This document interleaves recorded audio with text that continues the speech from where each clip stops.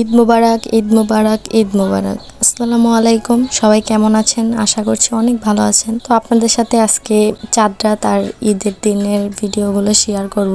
চাঁদ রাতে আমি চিকেন তান্দুরি করব, তাই চাঁদ রাতের আগের দিনই চিকেনগুলো ম্যারিনেট করে রেখে দিয়েছিলাম।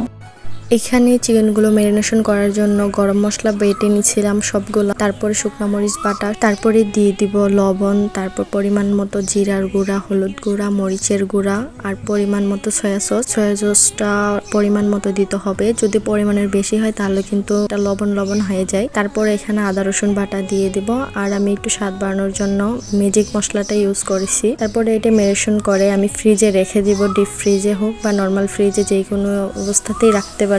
তো আমি এটা পরের দিনে যে বের করে নিলাম ফ্রিজ থেকে। আজকে আপনাদেরকে বলে দিব কিভাবে আপনারা চিকেন তান্দুরি কালারটা সুন্দর একটা কালার আনতে পারবে। তো আমি ফার্স্টে আপনার চুলার আঁচটা কমে দিতে হবে, কমিয়ে তারপরে প্রথম পাটটা একটু ভালোভাবে লাল লাল করে ভেজে নেওয়ার পরে উল্টায়ে তারপরে ঢাকনা দিয়ে ঢেকে দিতে হবে।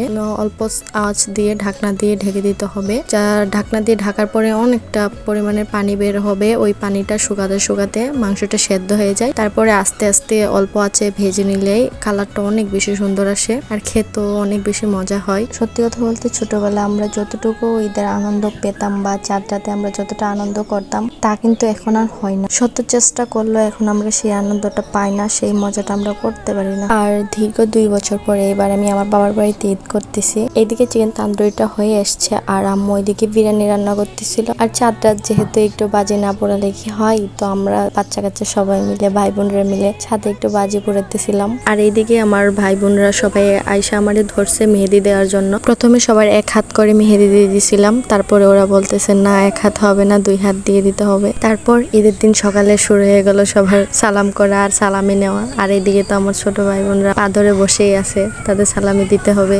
আর এইদিকে আমি বড় হয়ে যাওয়ার কারণে কারোর থেকে 1 টাকাও সালামি পাইলাম না। মনে হয় আমি প্রথম যে 1 টাকাও এদের মধ্যে সালামি পাইনি, তাই না? আর আপনারা কারা কত টাকা সালামি পেয়েছেন অবশ্যই জানাবেন। আর এইদিকে বাসার মধ্যে বসে থাকতে থাকতে অনেক বোর হয়ে গেছিলাম।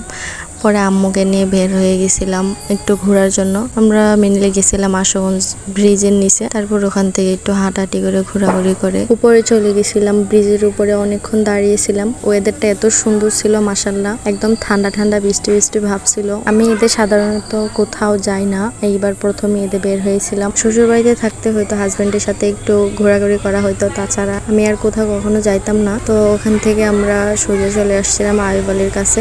তারপরে আয়ুবালি থেকে আমরা কিছু খাওয়া দাওয়া করে চলে আসছিলাম। এইভাবেই আমার চাঁদ রাত আর ঈদের দিনটা কাটে। তো আপনাদের ঈদ কেমন কাটলো অবশ্যই কমেন্টে জানাবেন।